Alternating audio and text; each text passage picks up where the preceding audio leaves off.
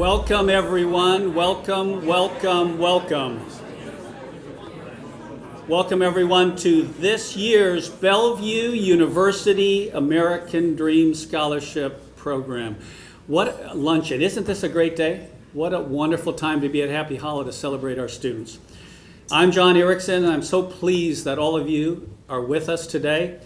Today, we celebrate the accomplishments of our students, the generosity of our donors, and all of you in this room whose encouragement and support has provided our students the opportunity to dream big for their futures through a Bellevue University education. Please enjoy your lunch. This is going to be a working lunch today because we have a lot to do, and then we're going to continue with the program. Today, in a moment, you'll hear from our president, Dr. Mary Hawkins, which needs no introduction from me, so I'm not going to give any more. You know who Mary is, and you'll hear from her in a second. Following Dr. Hawkins, we'll have our Senior Director of Financial Aid, Christopher Simpson, will share the impact you are all making through your American Dream Scholarship donations. And I think you're going to love what Christopher has to say. It's going to be a great, great presentation. And then the best part. You're sitting with some of our students, and that's why we do what we do around here at Bellevue University. So we're going to hear from them. And students, this is low-key today. Don't worry about it. It's really relaxed. This is all of our best friends. It might seem a little bit crazy, but it's not. It's just share your stories. We can't wait to hear them. We're so proud of you. And then at the end, we're going to give some certificates. We're going to give us a chance, our Bellevue University community a chance to say, well done. How does that sound? Does it sound like a good day? Okay. Thank you. So with that, Dr. Mary Hawkins, we're going to turn it over to you, and we're just going to eat through this whole thing because we've got a lot to do, and we want to make sure that the students have the time they need. Thank you for being here. Thank you, John, for the long introduction. I'm kidding. I appreciate that. We're truly blessed to have so many of our students, board members, faculty members, staff members, longtime friends of the university. If I introduce everyone here who have been supportive of the university, who have been involved with us for a long time, that's all we would do. So please know how thankful, appreciative, and happy we are to see all of you. Last night was interesting. We had a faculty, I would call it a faculty talent show, faculty and staff talent show. It was fun. It went a little long, but I'm always like, shorter is better, so that's what you'll always get from me. But it is amazing to get to know the people affiliated with the university. So many stories, and that's what we so appreciate from the students. Things that you don't know about people. And we always really focus on what are those stories? What brought you, or what caused you to be affiliated or connected with Bellevue? How did you get to the area? How did you get to the university? What are you doing with your life? And honestly, those stories are really the story of our university. When we started, and so many of you know it, it was based on military World War II Battle of Midway hero who was subsequently stationed at Offutt Air Force Base. And those were the days in the 60s where, and some of you, many of you will not know what I'm talking about. I can see by the ages in the room, especially of the students. But those were the days when adult education was how to change your oil, if you wanted to learn to square dance, if you thought you might like embroidery, that kind of thing was what was available at night. And Bill, who is a longtime hero, and you can find his story at Bellevue, said, how do adults get an education if they interrupted their education for whatever reason? Maybe it was family, military service, you name it. So we've been super fortunate to have started in the 60s with a focus on working learners. And working learners are at all ages. They're not just a 30-year-old. They can be the 18-year-old, the 20-year-old, the 40-year-old. Graduation is a huge experience for us. So I truly thank everyone here who has supported those students along the way.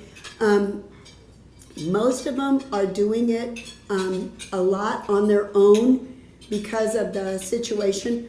We're really lucky that we have corporate partners who also help, and I know many in the room who are in different organizations, affiliated or not, have got ways that they help their employees earn education and improve their lives. And we know that there's nothing that creates stronger loyalty to companies than the company's willingness to invest in their people. I know the myths around it are always that if we educate people, we'll leave. I'm sorry, but if you educate people, they'll not only stay, but they'll contribute more and they'll be more loyal to you. So we're super appreciative of all of that.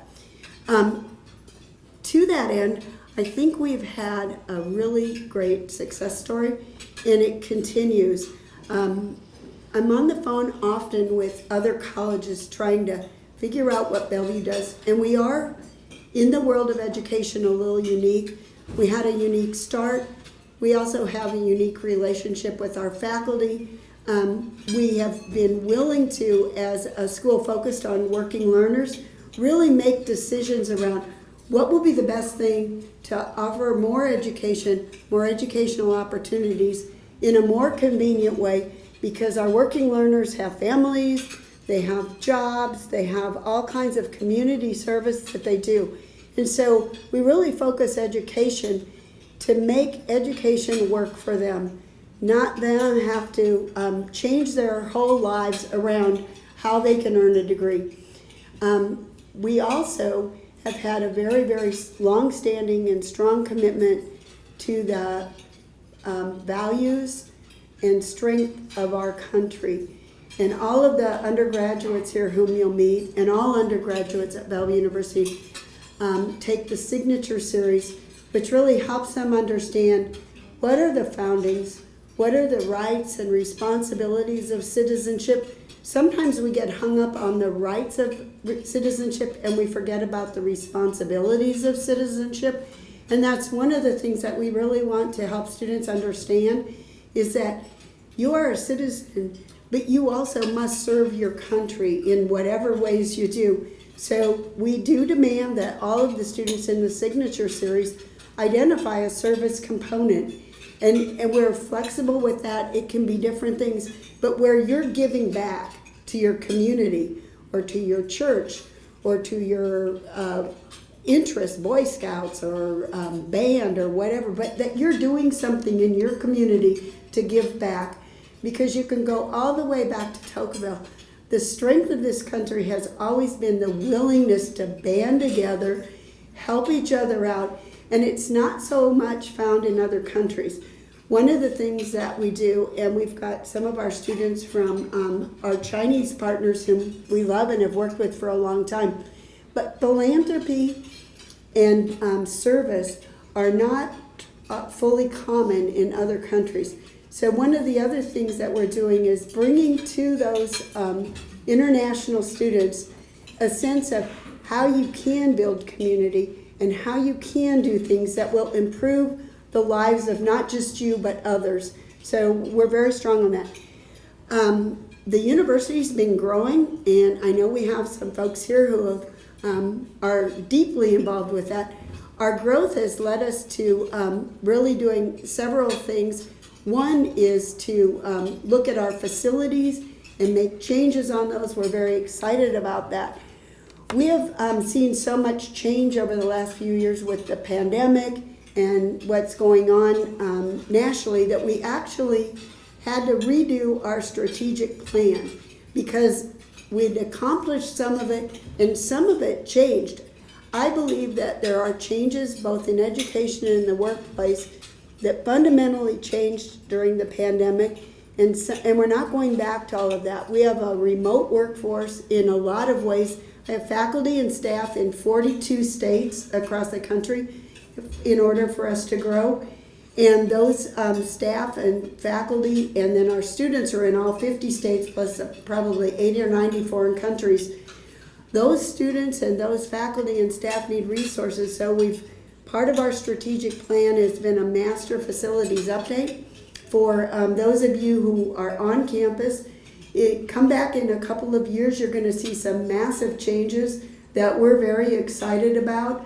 Facilities issues do impact our students and our staff by the environment they're in. We've even changed food service. So we're very excited about some of those things. Not something we always focus on. The other thing that we're doing is we're completely overhauling our curriculum. We're making changes to make it mobile ready, change the interactions with students. One of the things that I think a lot of higher ed and education in general experienced during the pandemic was that you've got to find ways to reach students in new modes than you had previously. I think online learning, which has been here for a long time, is just still at the very early stages of what it can do. And our deans and faculty are working now on how do we not just work with, it's not a computer to a computer, but we're really creating community and creating opportunities for live interaction, even though we're online, even though we're in different time zones and in geographic locations. So we're in a massive change for curriculum that I'm very excited about.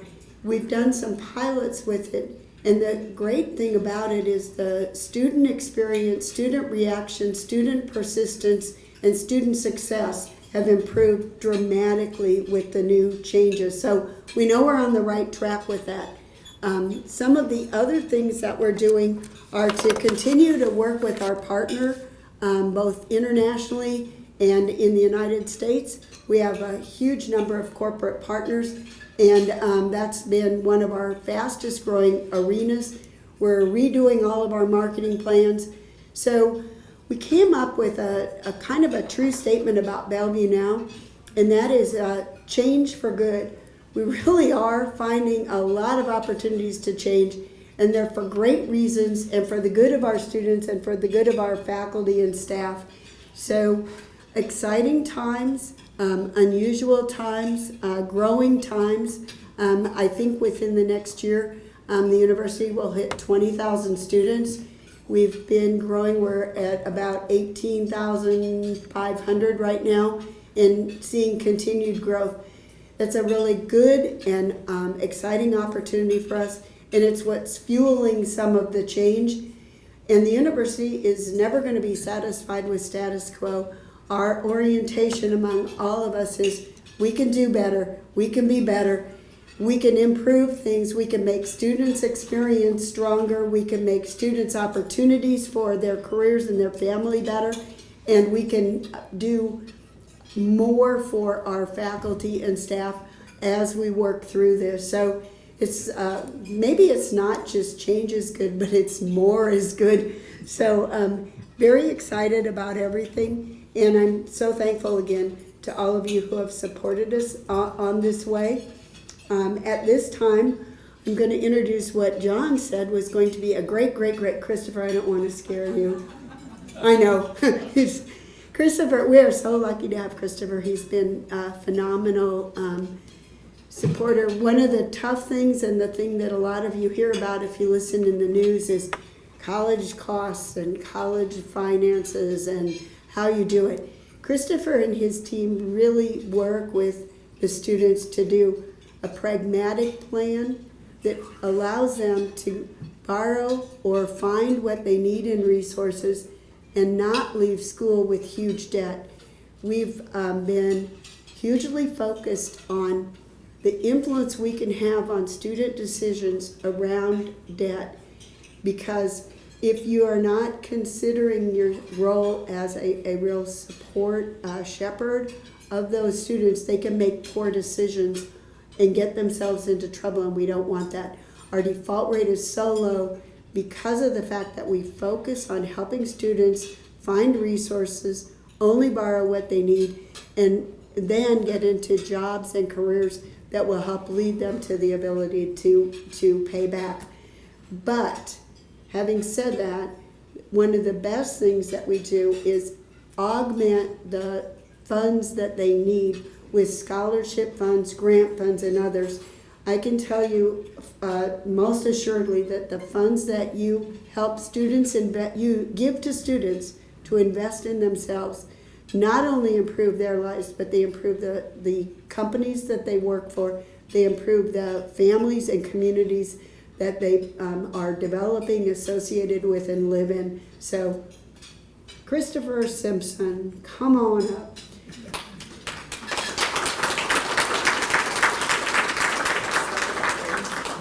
And I heard you say my name, and I was like, I gave you time to swallow. I used to be a waitress, and I can watch for that. We're good. The other thing that you'll discover about Christopher, when Matt Davis hired him, it was all California. I got my first email from Christopher, and he goes, "Lordy Mary," I said, "there's no way that you do not have something from the South in you." You will hear it from Christopher. Thank you. it does come out. Thank you, President Hawkins. My Southern accent does come out. I'm not ashamed of it. Mary hit on some key points, so I'm going to change my presentation a little bit.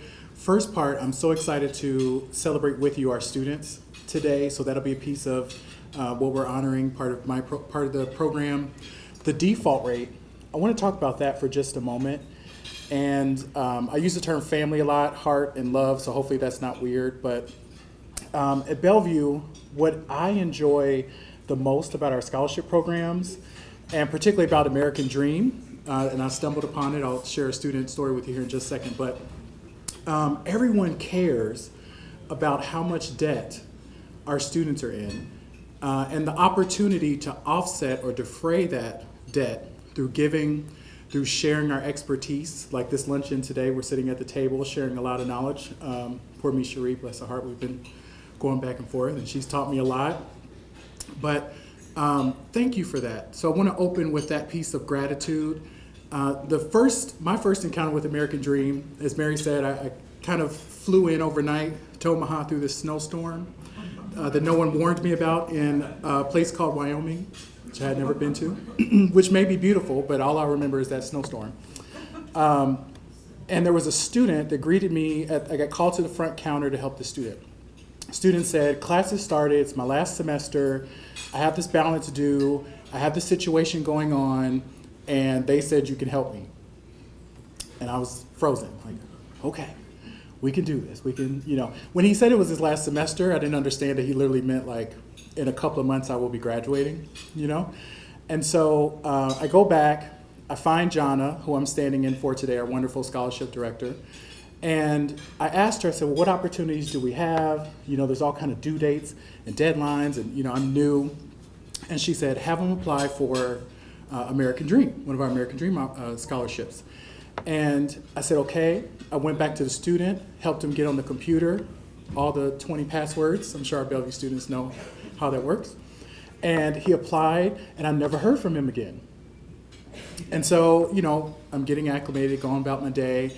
And he comes up to me in the hallway one random day, and he says, "Christopher, I got an American Dream scholarship. And not only is my balance covered, but, and hopefully I didn't promise him that we would pay for his books, but he said my books are covered, and I even had enough left over with my federal grant money to pay my rent."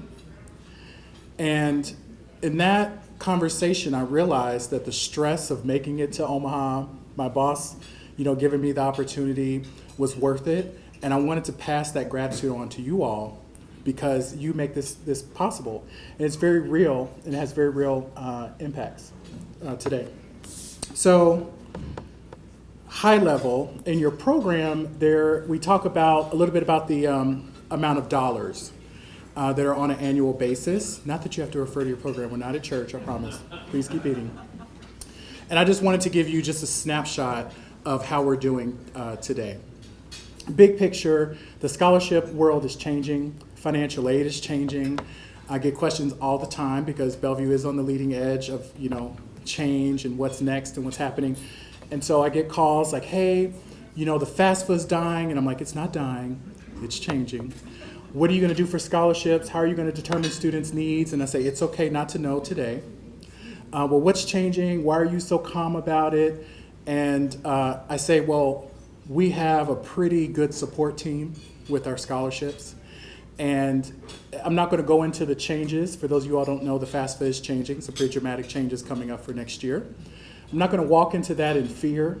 I'm not going to spread that to the student to walk into that in fear, because what I found to be true in 2 years at Bellevue is that amazing network, such as supporters as yourself, remains consistent. And while we have some challenges, we have more students matching the scholarships than potential dollars that we have to, afford them. But what that tells me is it's an exciting opportunity for us to continue to provide a vehicle for the student to connect with us. Don't just drop out of school because you have a bill due. Come talk to us. Let's see what we can do. International students, I love coming to the events. Thank you for inviting me, by the way. There's always good food. And I am not afraid to walk into this new financial aid era of changes where the government is, shrinking the program a little bit. There's a lot in the dark. I'm not afraid of that, because what I've seen at Bellevue is that we do have an amazing support network for our students. And so the second point of gratitude is I went around and I asked our scholarship reviewers, I said, I have this luncheon coming up. I have never made an appearance. And so what should I carry forth? And they said, just tell them thank you. Because in our administrative work, we get bogged down with all this paperwork. My boss, bless his heart, I'm always bothering him about some number. And when they get a chance to review these scholarship opportunities or these scholarships from the students, it's a friendly reminder that the work that we do not only has impact, but it's very, very real. So passing on that gratitude from our reviewers as well. Jonna said that I must say this. She wrote this down for me. Her words were, thank you, and thank you again. And then she said, to be proud of our students graduating today, this is literally about you and for you, so we extend that gratitude, and we're so very proud of you. In this portion of the program, we're going to invite some student speakers up to share a little bit about themselves with you. I may have this order wrong, so if Abby is here, please don't be afraid to correct me, okay, wherever you are, because I saw the visual cue. So I'm going to try to get this right. Our first student speaker, Ana Rivera, hopefully here. Where's Ana? So I'm going to invite Ana up, and we'll kind of do it in order and share a little bit about themselves and their experience, if that's okay. Can you clap it up for Ana?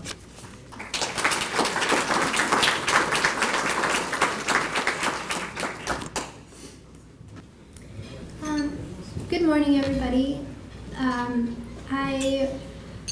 Abby asked me to give a little bit of a testimony of my college journey, so I'm going to share that with you today. I just wanted to start off by thanking the staff and faculty at Bellevue University for all their kindness and assistance in the last couple of years of my education. I also wanted to sincerely thank the donors of the American Dream Scholarship for their support in my academic journey.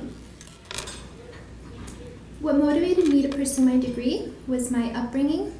I'm the eldest daughter of a single immigrant mother, and I always knew I wanted to go to college. I developed a strong love for learning in grade school and high school, and along the way, there were some challenges I faced to get my degree. I began to develop an eating disorder after my first year of college, and after my second year of college, the eating disorder was completely controlling my life. It followed with depression, and I really started to isolate myself. I was really hard on myself, and I just remember feeling really, really lost and thinking that I was going to have to accept the fact that I was never going to graduate college or achieve anything that I had planned for myself. It was a really hard time. But after that tough time in my life, with the help of my family, I was able to enroll in Bellevue University, and everyone was so kind to me, and the process to enroll was super easy. I remember feeling really welcome.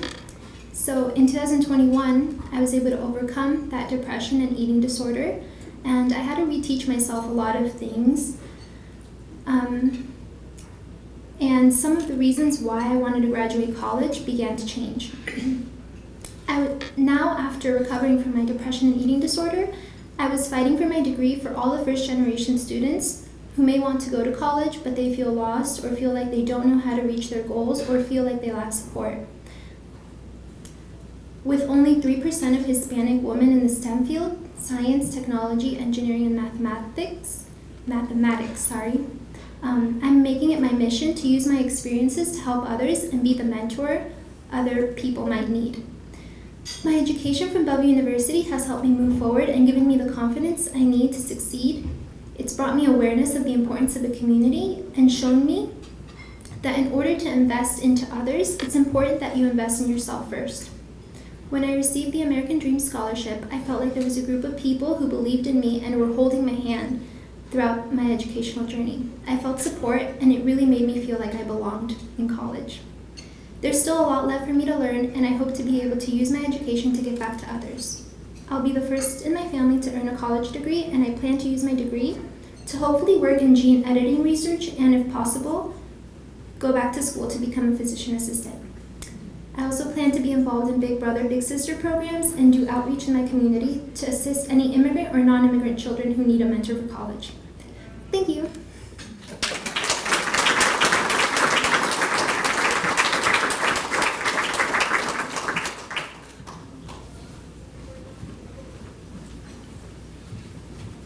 All right, that was amazing. Thank you, Anna, for sharing that. Eli here. We're gonna figure out, we don't have any theme music for the travel, so just kind of picture it in your head. All right, well, hi everyone. My name's Eli Brown. I'm a Nebraska kid from Lincoln, born and raised. I received the Dream Scholarship through Bellevue, the Academic Achievement, and the Gloucester Scholarship. Thank you very much for having me here today. I've been asked to share on behalf of Bellevue my experiences with the school and how your scholarship donations have positively affected my life. I am a first-generation college graduate. I came to Bellevue to play for the men's soccer program, the financial aid package offered, and for the small school feel in regards to the class sizes and the campus. In my second year here, about halfway through the first trimester, I felt symptoms that included loss of balance, extreme weariness, and an extreme loss of vision.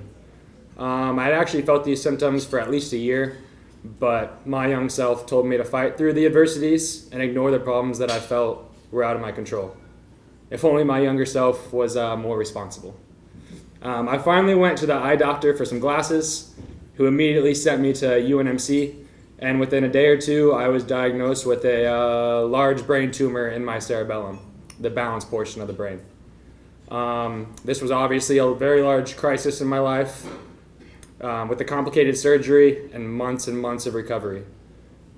This involved many complications, as this was during COVID, so the hospitals were completely overwhelmed by COVID-19.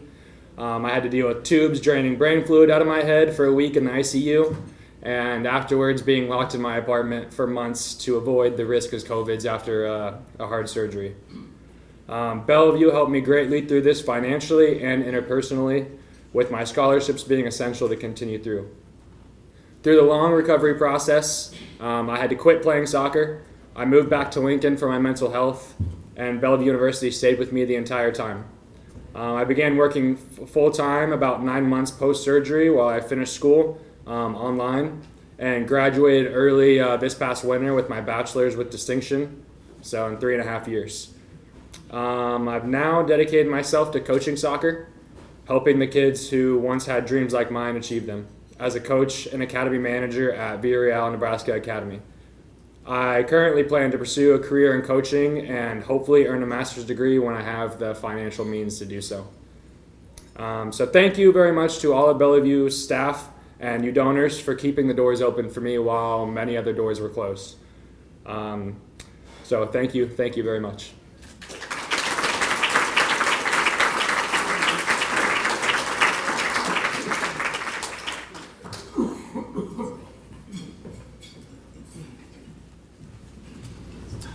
Eli, that was an amazing story and very brave to share. We appreciate that. I imagine you all probably felt that too. Brooklyn,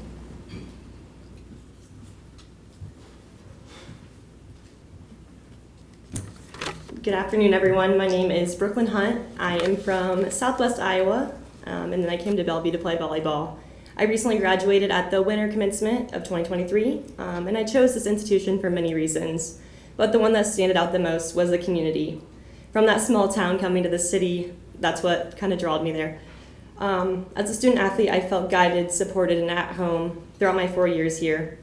And during my time as an undergraduate, something that I will always look back on is the gratitude that I have for this institution. The memories, friendships, and personal growth that I made are what I'm most thankful for. However, the financial freedom provided through these scholarships allowed me to worry more about my education and less about money.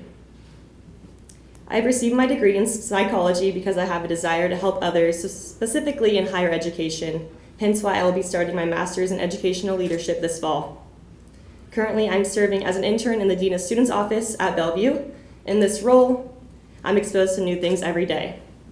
Whether it be student conduct, counseling referrals, or grade appeals, I've enjoyed getting to experience this university from the other side, and just want you to know that there are so many opportunities that have come from this institution as a whole, and I'm extremely thankful for those of you who generously donate to ensure students like myself can get an education and follow their dreams. Thank you.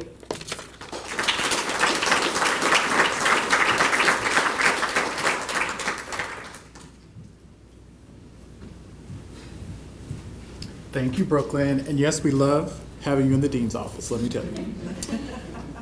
Maria. Maria, okay, good. Hi everyone. My motivation to pursue my degree was bettering myself. I realized during my sophomore year at Bryan High that I have so much potential and I needed a way out. I have always been good at school, but I didn't think college was possible until I found out about FAFSA and scholarships at Bellevue. Bellevue was my first choice from the start because of the small classes, small class sizes, free parking, and the location.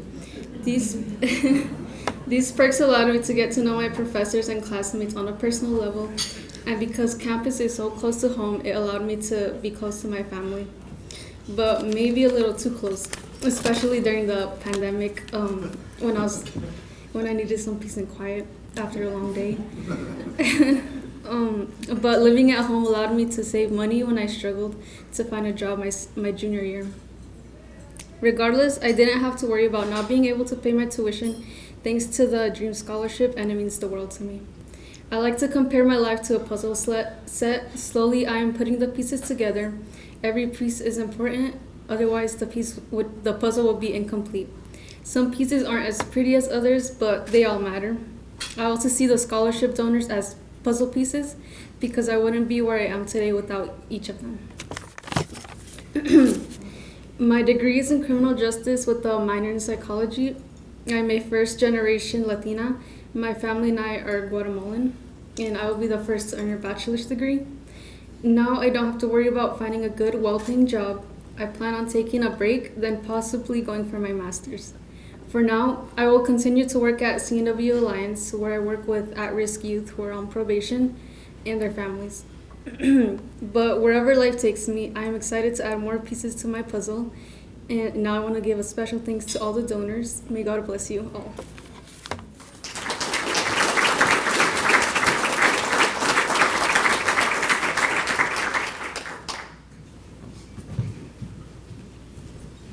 Maria, you did very well. I'm so proud of you. I want to take a moment to acknowledge if you identify as a first-generation college graduate, which I did forget earlier, I meant to talk about that. I too identify that way, and we take time to celebrate yourself today because it's a bigger accomplishment. 10 years from now, you'll realize how big of an obstacle it perhaps was. We talked about having the privilege, some have the privilege to go to college and enjoy it, while others are literally getting through day by day. So please take today to celebrate that. Our last student speaker today, before we get to the exciting part, which is the certificates, is, I'm gonna say Kay. Did I get that right? Kay, come on up, please.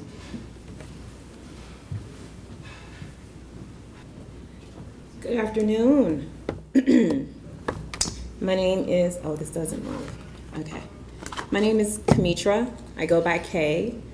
I'm going to preface this with This is going to be an emotional for me. This is going to be emotional because this is my truth. It is my story. In 2012, in Mississippi, I was in the nursing program. I had a bruise on my leg. I went in to get a CBC, and the oncologist said to me, "I don't know how you're still alive. You have leukemia. And we have to start treatment right away." In a matter of a month, I lost my hair, I lost my lashes, I lost my eyebrows, and my education was on pause. It was challenging. And then my doctor completed a form that had my loans discharged due to my prognosis being grim. It was the one condition was that I would not be able to apply for a student loan, education loan. And as a result of that, I would not graduate. Challenging. I moved here. There always was a whisper. I wanted to graduate with a bachelor's. My mom was a high school dropout. My dad went off to the military. Little, very little academic and emotional support. Today I stand before you as a graduate of Bellevue University with a 4.0, possible because of the donors that are sitting in here today. Excuse my tears, but this is my story. As you all can see, I am an African American woman, and there are so many challenges that our community faces that the donors don't look at the color. It matters, and it's true, but because of you being able to care, it made the difference in my life. I grew up with holes in the floor, little food. And because of this degree and the ambition that I have, donors like you, I have a full-time job where I'm able to take care of my kids. We have our lights on. We don't worry about where food is going to come from. Thank you. One of the things I always say when I talk about here is make it make sense when I talk about Bellevue University. And I mean that in the sense of CENTS. See the care that you guys have for Omaha and surrounding cities. Thank you. E, for the ability to look at us and see and to encourage us and let us know that it's possible. N, changing the narrative in which I tell my story. T, trusting me before you even knew me. S, my success. Yes, I wrote all those papers. Yes, I did the research, but I wouldn't have had the opportunity without the donors. Thank you. I was asked, what's next for you? And I reply to everyone, the sky is the limit. Thank you.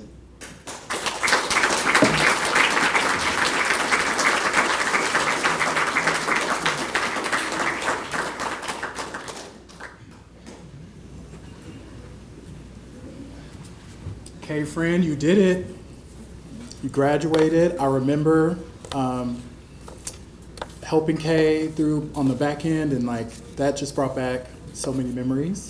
So I'm gonna take a deep breath. Y'all probably need a deep breath too. That was amazing. This part of the program, I'm going to invite President Hawkins back up. So I'll be her travel music on this part. And we all get to celebrate our graduates through our certificate ceremony today. So I'm going to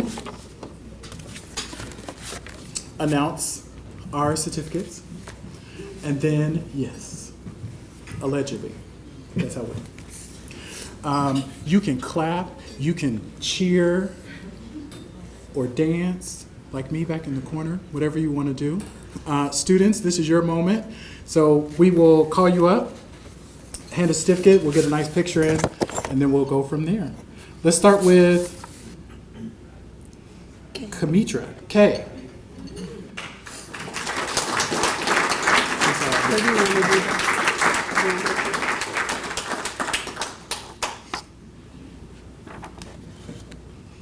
Bless her heart, she's probably like, I was just here. I'm sorry, friends. I'm so sorry.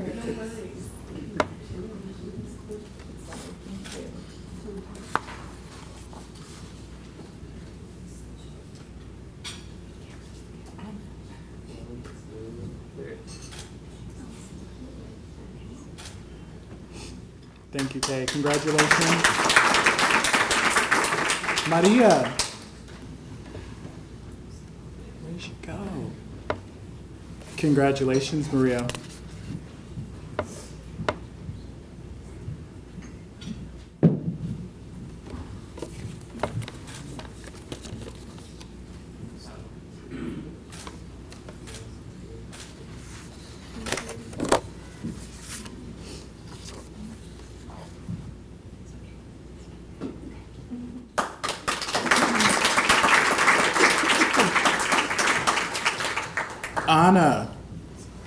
Ana Rivera.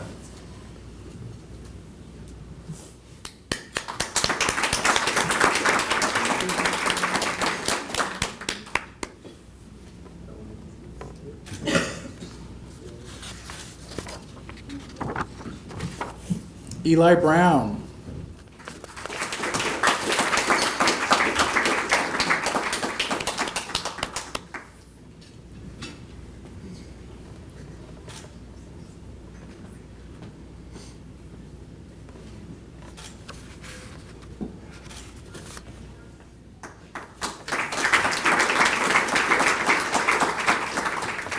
Mishari Campbell.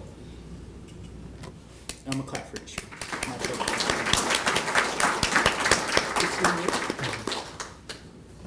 Told her I would surprise her.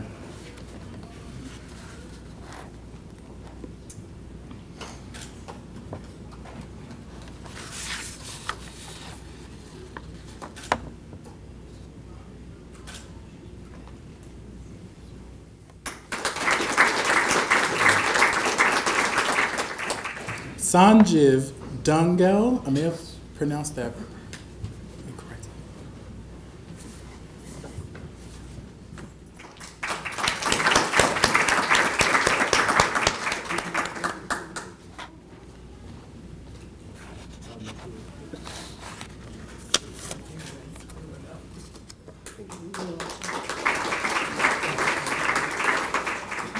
Chi-San Dean.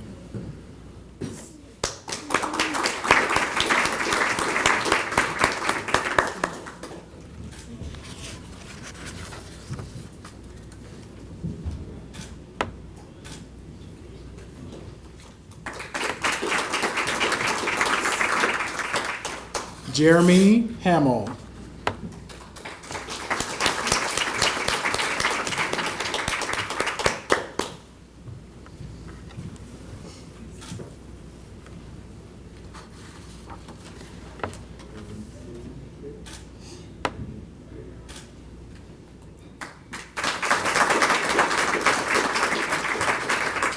Julia Harker.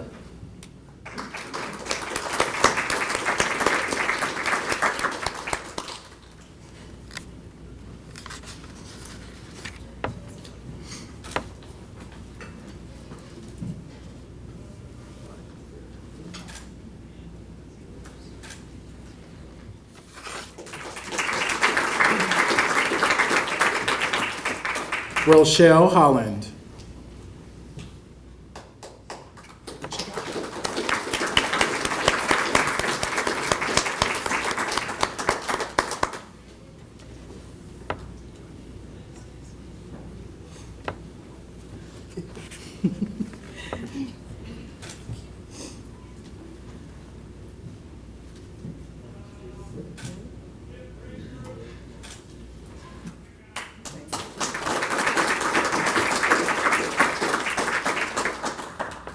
Brooklyn Hunt.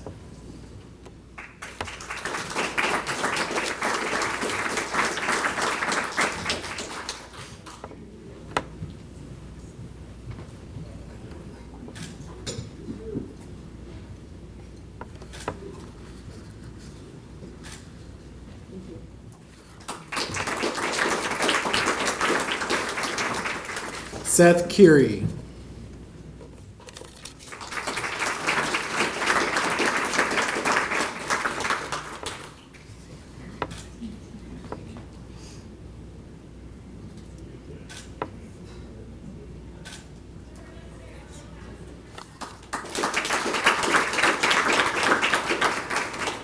Min Chan Lee.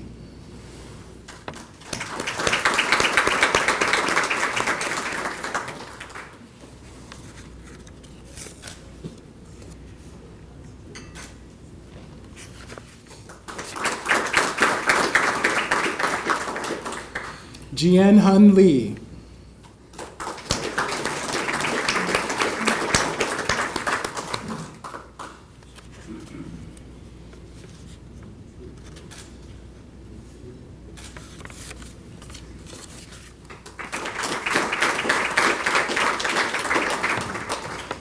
Zoe Lian.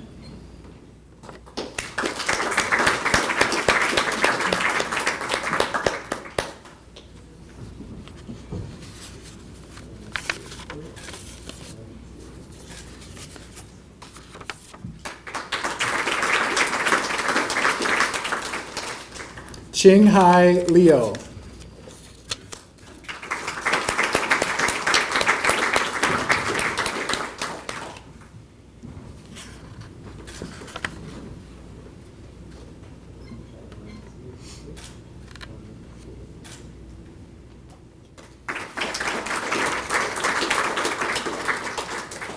Kay Ping.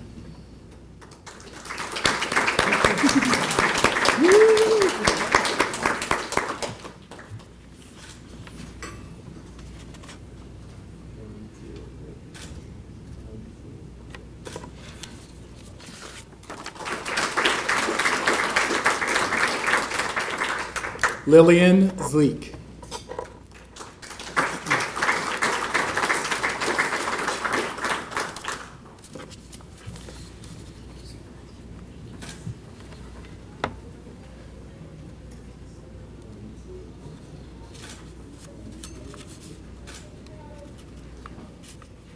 And if you wouldn't mind, please stand in congratulations of our students. And we'll head to our closing. So again, a round of applause for our graduating seniors.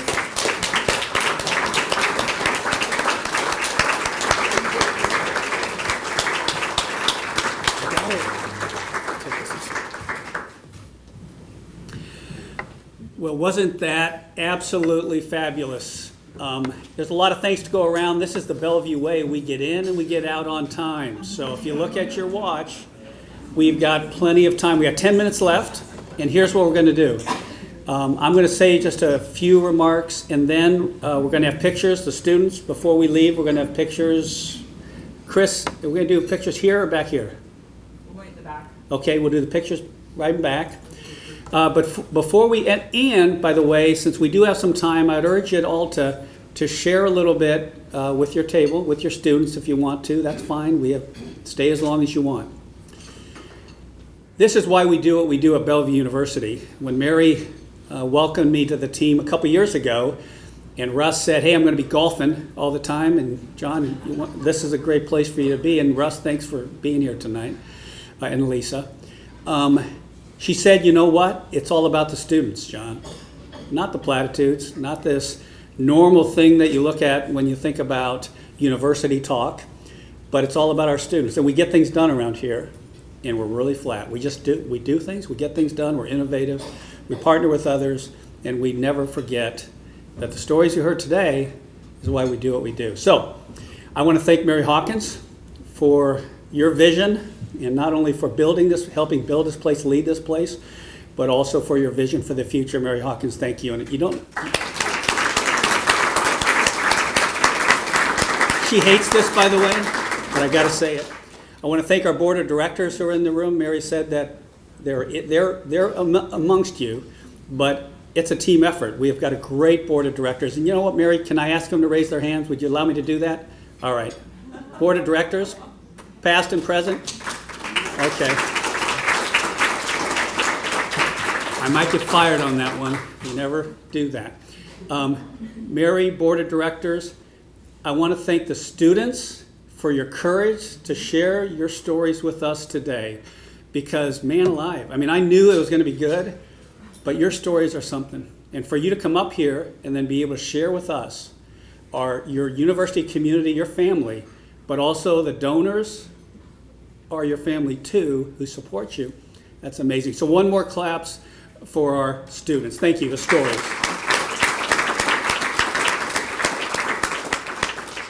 I'd be remiss if I didn't also thank some of the folks who put the day together. The advancement team, Natalie May, I think is around here. Anna, are you somewhere around here? Nat, thank you guys, appreciate that. Christopher and Abby and Jonna, who's recovering from surgery, who work really hard to match our scholarships with the right students at the right time. Christopher, this was a great coming out party for you here in this. I appreciate you, and I appreciate Jonna and the words that you shared today. It was an amazing day. And then lastly, but not least, I want to thank the donors and our special friends in this room who make the American dreams that you heard tonight happen. So thank you for being here. Enjoy the rest of your day. We appreciate you.